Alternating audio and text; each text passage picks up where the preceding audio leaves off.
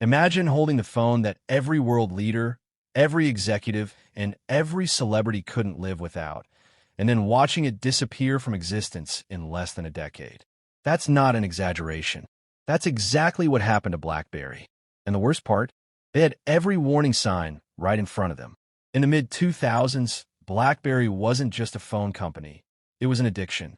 Executives called it crackberry because people simply couldn't put it down.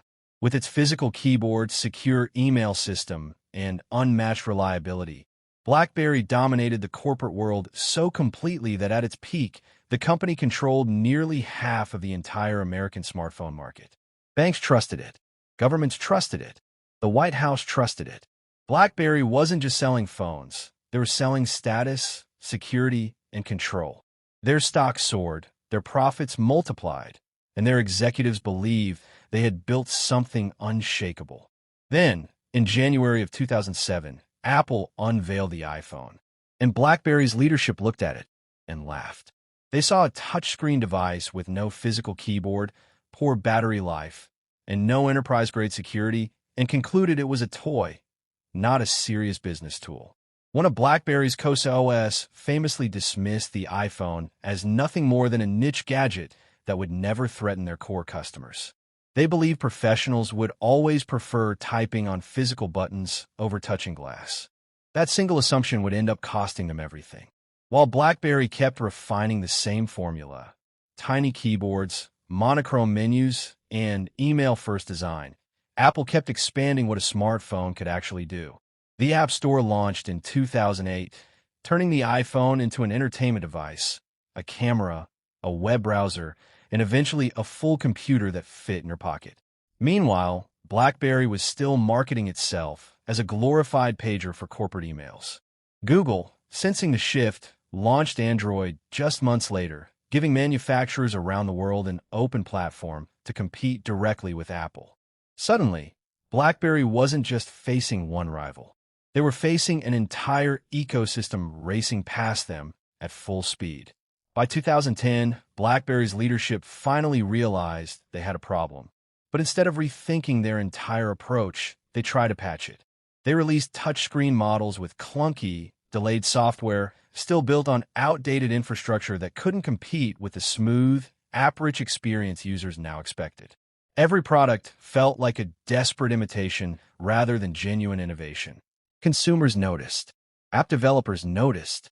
And most devastatingly, corporate clients, the backbone of BlackBerry's entire business, started noticing too.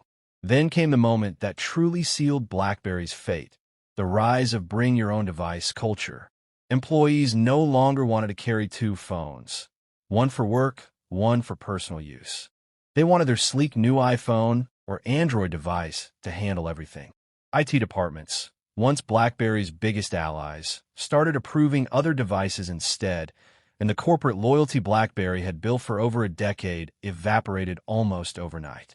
By 2011, BlackBerry attempted one final desperate pivot, an entirely new operating system called BlackBerry 10, built completely from scratch. It launched 2 years late, in January of 2013, into a market that had already moved on entirely. Despite years of development and billions of dollars invested, the launch barely made a dent in a world now dominated by Apple and Android. The financial collapse that followed was brutal. In a single quarter of 2013, BlackBerry wrote off nearly $1 billion in unsold inventory. Their stock, once worth over $140 per share at its peak, crashed to under $7.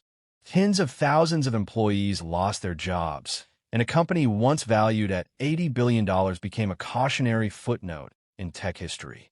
BlackBerry didn't disappear because they lacked resources, talent, or market position. They disappeared because they refused to believe the rules of their own industry could change. They had the loyalty, the infrastructure, and the head start, and still lost everything because they mistook past success for permanent invincibility. The lesson from BlackBerry's collapse is one of the most important warnings in modern business history.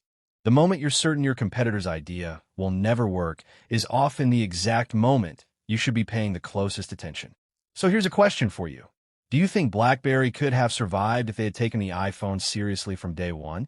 Or was their decline already unavoidable by then? Let me know in the comments below.